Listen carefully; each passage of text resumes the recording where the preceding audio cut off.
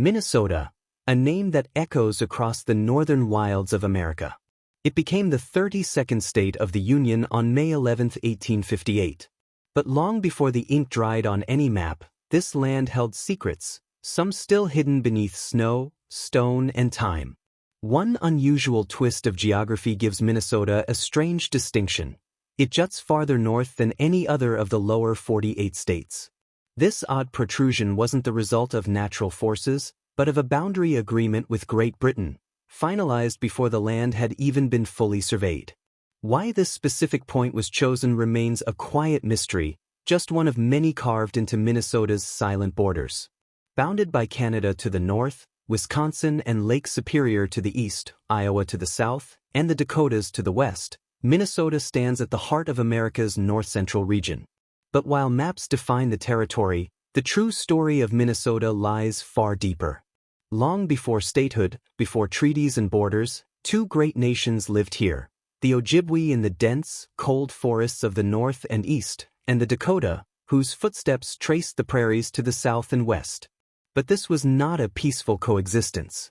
Over generations, the Ojibwe gradually pushed the Dakota farther and farther into the grasslands, reshaping the land's human geography. Yet there is one place, timeless and sacred, that drew both friend and rival alike. In southwestern Minnesota, a vein of hard red stone emerges from the earth.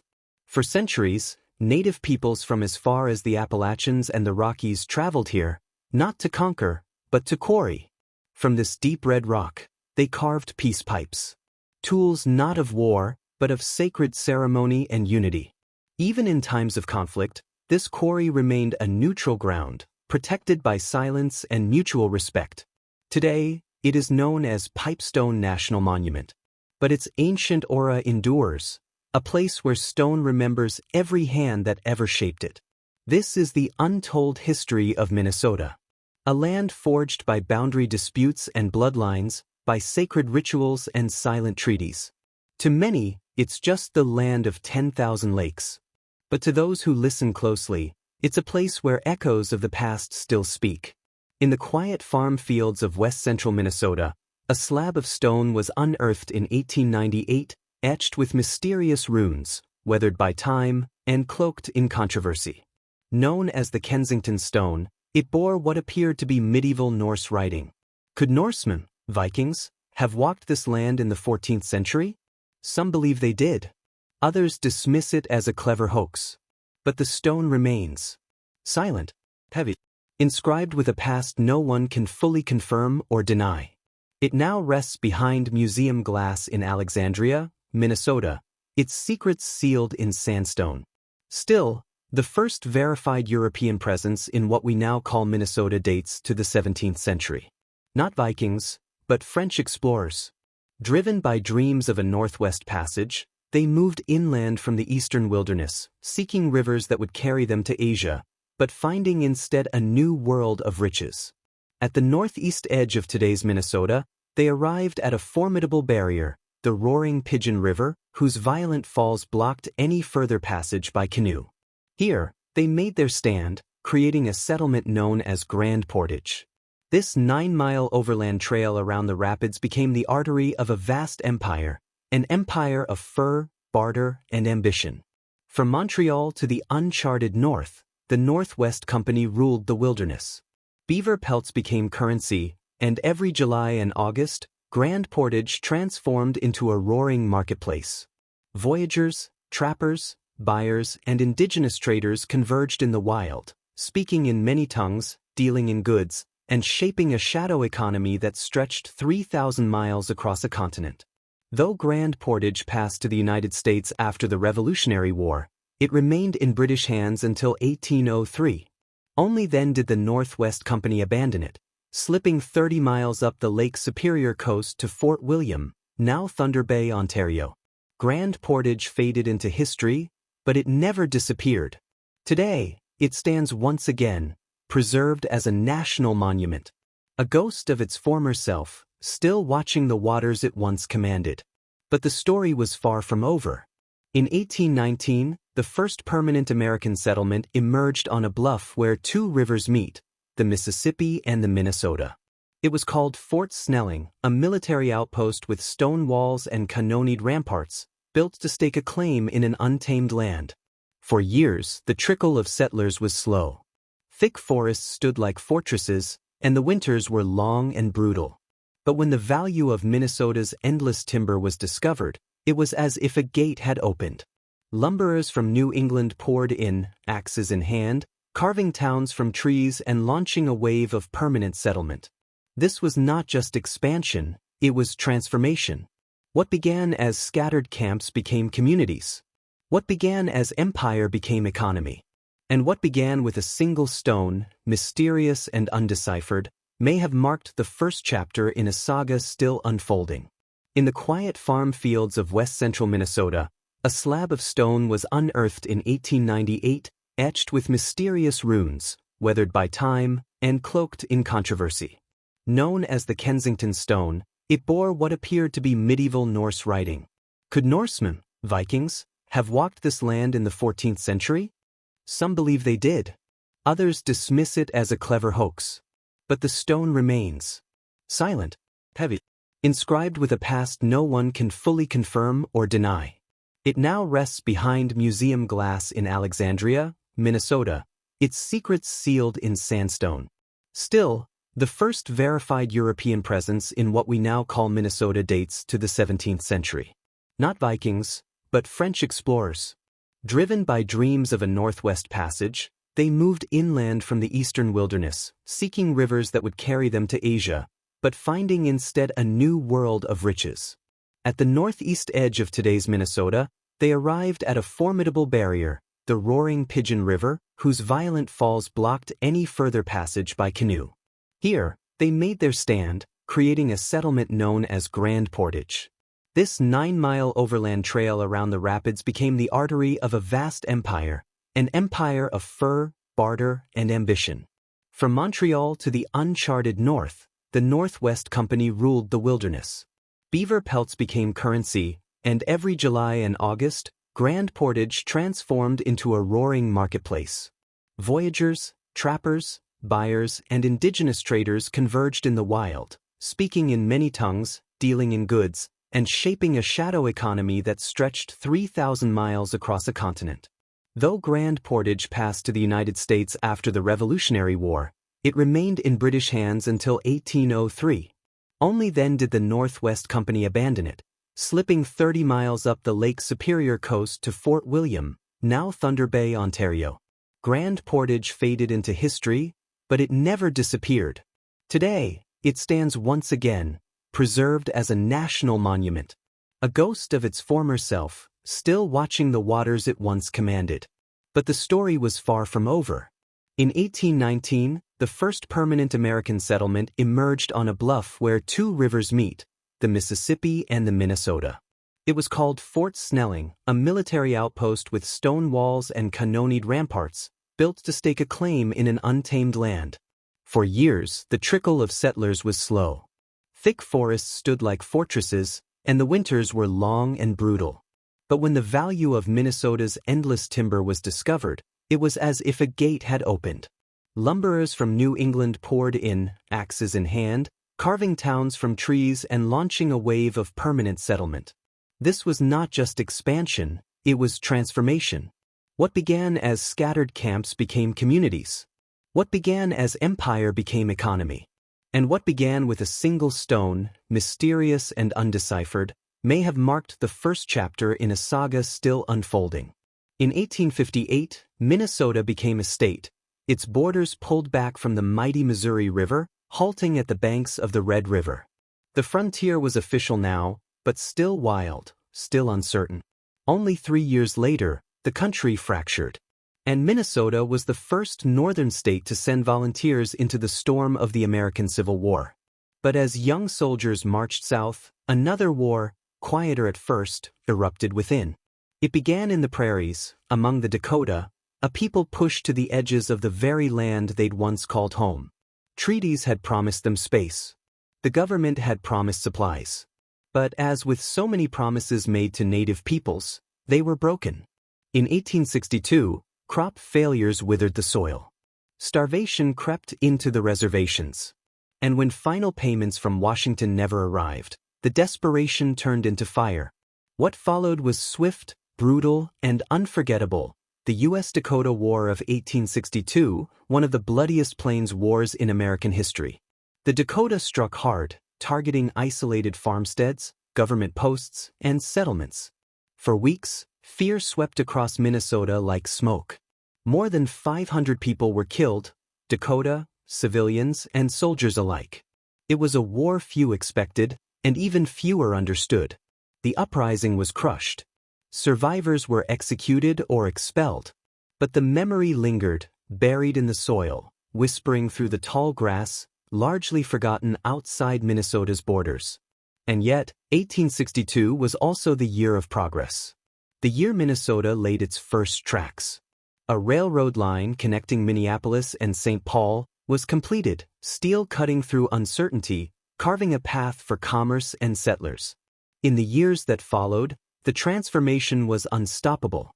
By the 1880s, homesteaders surged westward, chasing land and a new life.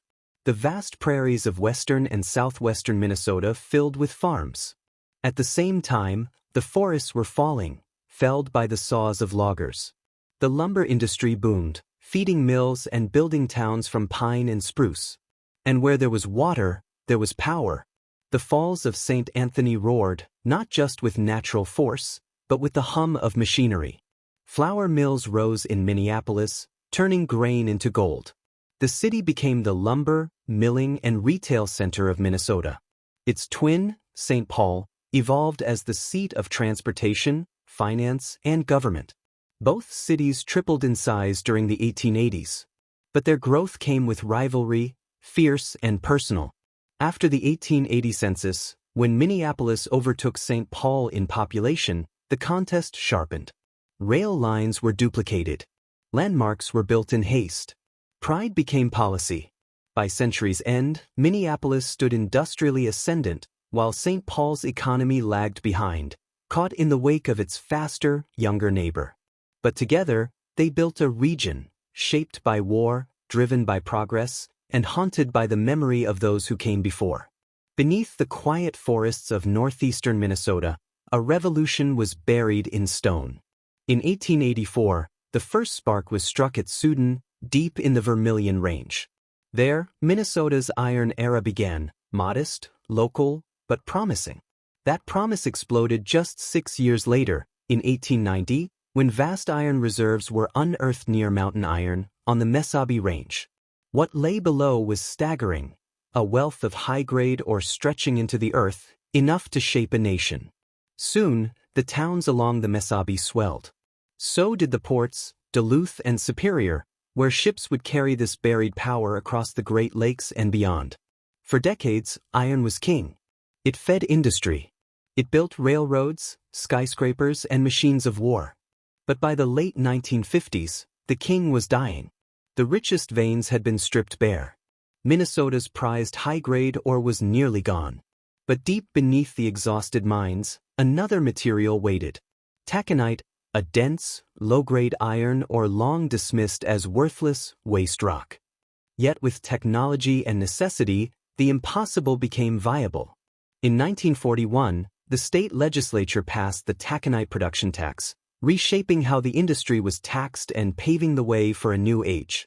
In 1964, a constitutional amendment guaranteed 25 tax-free years to taconite producers, solidifying their future. Then came the turning point. In 1959, the St. Lawrence Seaway opened, linking the inland port of Duluth to the Atlantic Ocean. Iron, coal, and grain surged outward, not just to American cities, but to Canada and the world. By 1984, the final shipment of high-grade ore left the Mesabi Range. Taconite had taken its place, and Minnesota's iron heart kept beating. But not all industries survived. By 1900, most of Minnesota's valuable pine, balsam, and spruce had already fallen. Lumber, once a roaring engine of the economy, declined rapidly. The trees were gone. And though wood products still mattered in the north, the golden era of logging had ended. Then came deeper trials. World War I ended, but peace brought drought, hardship, and a rural depression. Farms failed. Machines replaced hands. Rural populations dwindled, and small towns grew quiet. From 1918 to 1920, a ghost moved silently through the state, the influenza pandemic. More than 10,000 Minnesotans died, their stories lost in the fog of headlines and grief. Out of these ashes, something unexpected rose. A new movement, born not in backrooms, but in barns and factories. The Farmers' Labor Party emerged in the 1920s, uniting farmers choked by falling prices with urban workers denied fair pay and the right to organize. It was more than politics, it was survival. By 1944, the Farmers' Labor Party merged with the Democrats, forming the Democratic Farmer Labor Party, or DFL, still a force in Minnesota today. From that union came national voices. Hubert H. Humphrey, the passionate orator who rose to the vice presidency. Eugene J. McCarthy, who challenged the status quo during the Vietnam War. Walter F. Mondale, a vice president and presidential candidate whose legacy echoes through American politics. All born from the soil, struggle, and spirit of Minnesota. This is not just the story of iron, wood, and war. It's a story of resilience, of people pushed to the edge, who pushed back. By the mid-20th century, a slow but unmistakable change was creeping through Minnesota. A once rural state, shaped by sawmills and fur routes, began to pivot toward the future. People moved into cities, especially the rising metropolises of St. Paul and Minneapolis. The long-standing rivalry between the two had begun to fade. Once, their competition was fierce, economic, industrial, even personal. But by the 1950s, the race had calmed. Their populations grew side by side, though their cultures remained distinct, echoing the deep traditions of their European settler roots. While urbanization mirrored national trends, Minnesota remained something of a mystery to the rest of America. Culturally conservative, yet economically liberal, it held a contradictory identity. Political outsiders often found its politics difficult to define. For decades, few domestic laborers from the South or East made it this far north. The cities of St. Louis, Cincinnati, Chicago, and Detroit absorbed the waves of migration long before the roads led to the Twin Cities. Even immigrants, whether from Europe, Latin America, or Asia, saw Minnesota as a distant, isolated place, tucked quietly at the edge of the national imagination. But then the world shifted. After 1970, Minnesota's isolation began to dissolve. National and international companies invested in local giants. Homegrown leadership gave way to a broader network of voices, and once homogeneous populations began to diversify. Hispanic communities, primarily from Mexico and Texas, began to grow. African Americans arrived in larger numbers, both from the South and from struggling Midwestern industrial cities. Refugees and immigrants from Southeast Asia and East Africa began to call Minnesota home, bringing with them languages, cultures, and stories that reshaped the state's future. As the 21st century dawned, the Twin Cities were no longer the heart of Minnesota's population, but its suburbs were. Around them, the concrete grew, strip malls, big-box stores, and endless subdivisions, marking a new kind of expansion, horizontal rather than vertical. Yet amidst the urban and demographic transformation, a quiet reverence remained, for land, for nature, for balance. The old ethos of resource extraction began to evolve into conservation and stewardship. The Boundary Waters Canoe Area, a vast wilderness in the northeast, was placed under protection. More of Minnesota's remaining wild spaces came under careful management, ensuring that the state's natural legacy would endure, not as something to be used, but something to be preserved. And through it all, Minnesotans did what they've always done. Influence. Endure.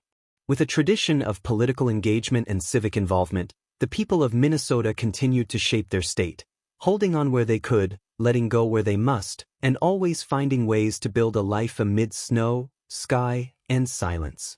By the dawn of the 21st century, Minnesota's battles had shifted, from land and labor to politics and power. On November 4, 2008, Americans went to the polls. But in Minnesota, the spotlight lingered long after the ballots were cast. The race for the U.S. Senate seat was too close to call.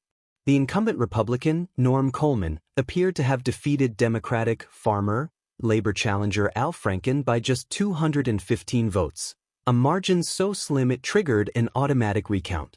Weeks passed. Ballots were scrutinized. Claims and counterclaims filled the air. In January 2009, the recount results flipped. Franken was now ahead by 225 votes. Coleman filed a lawsuit. A three-judge panel heard the case and sided with Franken. They ordered additional ballots to be counted, previously rejected for technical reasons. The margin widened. Franken now led by 312 votes. Coleman appealed, this time to the Minnesota Supreme Court. Meanwhile, the Senate seat remained vacant. Minnesotans had voted, but their voice was tied in red tape. Finally, in June 2009, the High Court ruled unanimously. Al Franken had won. Coleman conceded. After 8 months of legal uncertainty, Minnesota had its senator, and the nation had watched every moment. But that wasn't the end of Minnesota's political spotlight. Just 2 years later, in 2011, the state would make headlines again, this time, not for an election, but for a government shutdown. With the Republican-led legislature at odds with the DFL governor, budget negotiations stalled. As the fiscal year ended on July 1st, no agreement had been reached. And with no budget in place, Minnesota's government did something unthinkable. It shut down. Offices closed. Parks went dark. Construction crews halted mid-project. Only essential services, health, law enforcement, education, kept running. For 20 days, the state stood still. And as the shutdown dragged on, the pressure mounted. Finally, on July 20th, a compromise emerged. The legislature passed the budget bills. The governor signed. The lights flickered back on. But the impact remained. It was the longest shutdown in Minnesota's history, and the longest state government shutdown of the decade in the entire United States. These weren't isolated events. They were signs of a state still evolving, politically, socially, and ideologically. A state that once stood apart, now fully engaged in the conflicts of a rapidly changing nation. Yet through every recount, every crisis, and every shutdown, one thing has remained: Minnesota endures. As the 2010s began, Minnesota found itself at the crossroads of a national cultural reckoning, the fight over same-sex marriage. Though laws were already in place banning such unions in the state, in 2011, the Republican-led legislature took a bold step further. They proposed a constitutional amendment, one that would enshrine the definition of marriage as solely between one man and one woman. The move ignited a deep and emotional divide. Across Minnesota, citizens rallied. Churches and community centers hosted town halls. Front yards bloomed with signs, "Vote No" and "Protect Marriage," facing off in neighborhoods and on highways.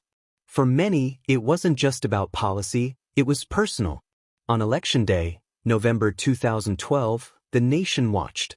And Minnesota delivered a surprise. By a margin of 52% to 47%, voters rejected the amendment. It was a historic moment. Minnesota became the first state to defeat such a measure at the ballot box. But the story didn't end there. Empowered by the victory, activists and advocates shifted gears, from defense to action. In May 2013, the newly DFL-led legislature introduced a bill to legalize same-sex marriage. Just months after voters had struck down the ban, the law passed. The governor signed it into law. And in August 2013, Minnesota officially recognized same-sex marriages, a milestone in its ongoing legacy of political transformation and social change. What began as a battle over identity became a defining victory for equality, and a reminder that public opinion is not fixed in stone. Love stories like this? Then join us on the journey through time. Like this video, subscribe to History Love, and share your thoughts in the comments. What moment in your state's history changed everything?